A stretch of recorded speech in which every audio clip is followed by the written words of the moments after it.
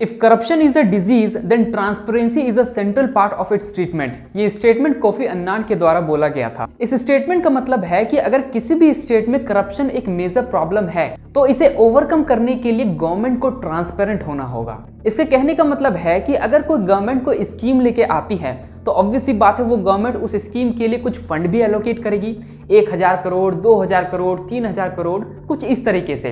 अगर लोगों को पता चल रहा है कि इस फंड को किस तरीके से यूज किया जा रहा है, अच्छी तरीके से यूज किया जा रहा है कि नहीं यूज किया जा रहा है, कहाँ कहाँ यूज हो रहा है, और अगर इन सवालों का जवाब गवर्नमेंट अच्छी तरीके से आंसर दे देती है, तब जाके हम गवर्नमेंट को बोल सकते हैं कि ये गवर्नमेंट ट्रांसपेरेंट है, ये गवर्नमेंट अकाउंटेबल है अपने लोगों के लिए। करप्शन किसी भी कंट्री का एक मेजर प्रॉब्लम है। करप्शन एक देश के इकोनॉमी को स्लो डाउन कर देता है, करप्शन एक देश के डेवलपमेंट को रोक देता है। ये कैसे, हम थोड़ी देर में इसके बारे में बात करेंगे। Theme corruption free India for a developed nation. So unless people make our country corruption free, our country cannot become a developed nation.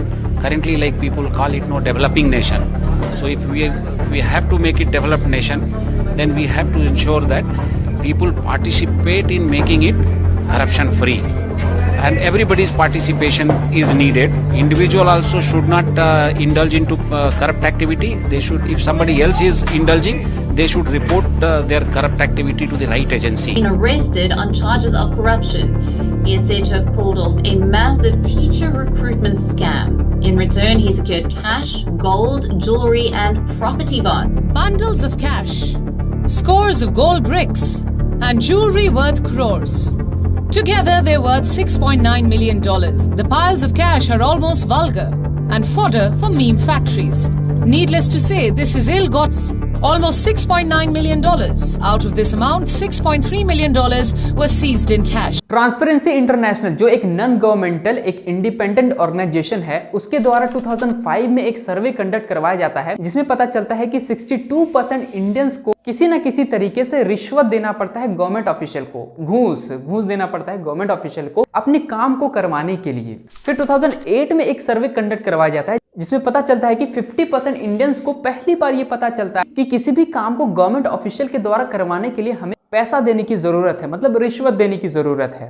Transparency international के द्वारा हर साल करप्शन परसेप्शन इंडेक्स जारी किया जाता है जिसमें बताया जाता है कि कौन सा कंट्री कितना करप्ट है। इसमें कंट्रीज को रैंकिंग मिलती है उनके स्कोर के हिसाब से 0 to 100। अगर किसी कंट्री का रैंक 100 है, इसका मतलब उस देश में बिल्कुल भी करप्शन नहीं है, और अगर किसी कंट्री का रैंक 0 की तरफ आता है तो उसका मतलब होता है कि वो हाईली करप्ट कंट्री है। तो इंडिया की अगर हम बात करें, 2021 में इंडिया का रैंक 85 था आउट ऑफ 180 कंट्री। अब आपके हिसाब में होगा कि 180 कंट्रीज में से 85 एक डिसेंट सा प्लेस है, लेकिन ऐसा नहीं है। अगर किसी कंट्री का स्कोर 0 to 50 के बीच में आता है, इसका मतलब उस कंट्री में बहुत करप्शन है, और अगर किसी कंट्री का 50 से 100 के बीच में स्कोर आता है तो इसका मतलब ये है कि उस कंट्री में करप्शन कम है। और इंडिया का स्कोर यहाँ पे 40 है, इसका मतलब ये है कि इंडिया में अभी भी बहुत ज्यादा करप्शन है। इस करप्शन की वजह से इंडिया के इकोनॉमी को बहुत प्रभाव पड़ता है। इस करप्शन की वजह से इंडिया की इकोनॉमी बहुत धीमी रफ्तार से आगे बढ़ रही है। हम यहाँ कुछ फैक्टर्स की बात करेंगे, आखिर ये करप्शन होता कैसे है। सबसे पहला और सबसे ज्यादा जहाँ पे करप्शन देखने को मिलता है वो होता है गवर्नमेंट ऑफिशियल्स के द्वारा। सिर्फ यहाँ पे गवर्नमेंट ऑफिशियल्स इन्वॉल्व नहीं होते हैं, ये एक बड़ा चेन है जहाँ पे मिनिस्टर्स से लेके हायर लेवल गवर्नमेंट ऑफिशियल से लेके लोअर गवर्नमेंट ऑफिशियल सब इन्वॉल्व होते हैं। यहाँ गवर्नमेंट ऑफिशियल अलग अलग तरीकों से अपने आप को फायदा पहुंचाते हैं। जैसे कि अगर किसी का काम करवाना हो तो वहां तो रिश्वत लेते ही, लेकिन जहाँ पे उन्हें बहुत ज्यादा फायदा होता है वो होता है गवर्नमेंट स्कीम्स से। जैसे कि Mahatma Gandhi national rural employment guarantee act, जिसे शॉर्ट में मनरेगा बोला जाता है, नेशनल रूरल हेल्थ मिशन, स्वच्छ भारत अभियान, इसके द्वारा एक स्कीम लाया गया जिसका नाम था स्वच्छ भारत मिशन ग्रामीण, जिसमें गवर्नमेंट के द्वारा ऑल ओवर इंडिया में रूरल पॉपुलेशन के लिए शौचालय बनाया गया था ताकि लोगों को स्वच्छ के लिए बाहर ना जाना पड़े। जो ऑब्वियस सी बात है, गवर्नमेंट के द्वारा कुछ फंड एलोकेट किए होंगे। अब ये जो फंड है वो सेंट्रल लेवल से लेके विलेज लेवल तक जाएगा, लेकिन विलेज लेवल तक जाने से पहले इसे बहुत सारे गवर्नमेंट ऑफिशियल्स के हाथों पहले जाना होगा। ये फंड सेंट्रल लेवल के द्वारा एलोकेट किया गया था, तो ये फंड सेंट्रल लेवल से पहले स्टेट लेवल जाएगा, फिर स्टेट लेवल से डिस्ट्रिक्ट लेवल जाएगा, फिर डिस्ट्रिक्ट से ब्लॉक लेवल, फिर ब्लॉक से ग्राम सभा, फिर ग्राम सभा से विलेज। तो ये देखने एक बहुत बड़ा चेन है, ये एक बहुत बड़ा प्रोसेस है जो पहले बहुत सारे गवर्नमेंट ऑफिशियल के हाथों लगेगा, उसके बाद जाके विलेजर्स के हाथों पहुंचेगा। लेकिन जब ये फंड सेंट्रल लेवल से विलेज लेवल तक जाता है तो सिर्फ 1/4 पार्ट ही विलेजर्स इसका लाभ उठा पाते हैं। अब एक स्कीम को हम सक्सेसफुल कब बोल सकते हैं? अगर हमें इस स्कीम के पर्सपेक्टिव से बात करें तो 2014 में एक सर्वे के मुताबिक टोटल रूरल पॉपुलेशन में 70% पॉपुलेशन बाहर जाते थे स्वच्छ के लिए, लेकिन बहुत सारे शौचालय बनाने के बाद भी 2018 में एक और सर्वे निकलता है जिसमें यह पता चलता है कि 44% रूरल पॉपुलेशन अभी भी बाहर ही जा रहे हैं स्वच्छ के लिए। इससे हम ये कंक्लूजन निकाल सकते हैं कि ये जो स्कीम है ये पूरी तरीके से सक्सेसफुल नहीं हुआ है, क्योंकि जो अल्टीमेट गोल था इस स्कीम का वो था रूरल पॉपुलेशन को ओपन डेफिकेशन फ्री करना। ओपन डेफिकेशन फ्री करने का मतलब लोगों को बाहर शौच के लिए ना जाना पड़े, लेकिन ये जो अल्टीमेट गोल था इस स्कीम का ये अभी तक पूरा नहीं हुआ है, क्योंकि अभी भी बहुत सारे लोग बाहर ही शौच के लिए जाते हैं। अगर हम डाटा ढूंढने के लिए निकले कि कितने सारे शौचालय एक साल में बने हैं तो हमें बहुत सारे डाटा मिल जाएंगे,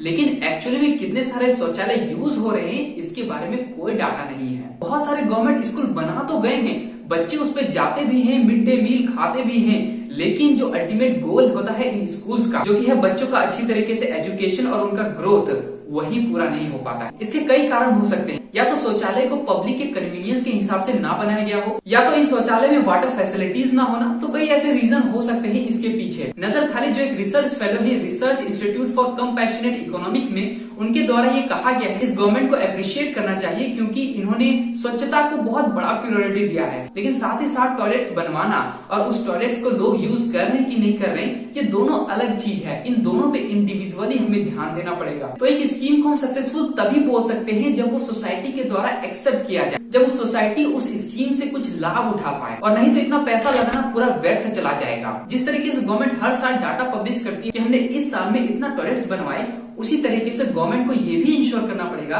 कि आखिर उन टॉयलेट्स को कितना लोग यूज कर रहे हैं या यूज कर रहे हैं कि नहीं कर रहे हैं, तभी जाके एक स्कीम को हम पूरी तरीके से एक सक्सेसफुल स्कीम मान सकते हैं। दूसरा जहाँ पे हमें बहुत हाई लेवल का करप्शन देखने को मिलता है वो तब जब ट्रक्स इंटर स्टेट ट्रेवल करते हैं। मतलब जब कोई ट्रक अगर कोई भी चीज लेके जाता हो, चाहे वो रॉ मटेरियल हो, चाहे वो फिनिश्ड प्रोडक्ट हो, अगर वो एक स्टेट से दूसरे स्टेट तक ट्रेवल करता हो तब उसे बीच में बहुत सारे ऐसे स्टॉपेज मिलते हैं, चाहे वो गवर्नमेंट रेगुलेटर्स हो या वो पुलिस ऑफिसर्स हो, तो बीच में उन्हें बहुत सारे ऐसे स्टॉपेज मिलते हैं जहाँ पे उन्हें पैसा देना पड़ता है, मतलब कि रिश्वत देना पड़ता है। कई जगहों पे इन पैसों को एज ए टैक्स के रूप में लिया जाता है जो कि लीगल होता है, लेकिन अधिकतर जगहों पे इलीगल तरीके से पैसा को लिया जाता है। ट्रांसपेरेंसी इंटरनेशनल के एक एस्टिमेट के मुताबिक इन ट्रक्स वालों को 222 करोड़ सिर्फ रिश्वत के तौर पे देना पड़ता है, और एक सर्वे के मुताबिक 60% स्टॉपेज जो होते हैं वो इलीगल ही होते हैं। जब इन ट्रकों को रास्ते में रोका जाता है तो इनका ऑन एन एवरेज 12 घंटा सिर्फ स्टॉपेज में ही वेस्ट हो जाता है, और 12 घंटा स्टॉपेज में ही वेस्ट होने का मतलब है कि वो अपना डेस्टिनेशन उतना लेट पहुंचेंगे, और जब वो अपने डेस्टिनेशन लेट पहुंचेंगे इसका मतलब पूरे इंडिया के कारोबार की इफिशियंसी में फर्क पड़ेगा, और जब इफिशियंसी में फर्क पड़ेगा तो इंडिया के इकोनॉमी में फर्क पड़ेगा। वर्ल्ड बैंक के 2007 के एक रिपोर्ट के मुताबिक अगर कोई ट्रक दिल्ली से मुंबई आ रहा है तो वो 2 दिन का समय बचा सकता है अगर ये इलीगल स्टॉपेज अगर उनको ना मिले रास्ते में। मतलब अगर ये करप्ट अथॉरिटीज इनको बीच में ना रोके तो ये ट्रक्स वाले 40% तक अपना ट्रिप को इंक्रीज कर सकते हैं। तो ये 2 ऐसे एरियाज थे जहाँ पे करप्शन हमें बहुत ज्यादा ही देखने को मिलता है, और इस करप्शन के पीछे ministers, IAS officers, IPS officers, बहुत बड़े बड़े ऑफिसर शामिल होते हैं।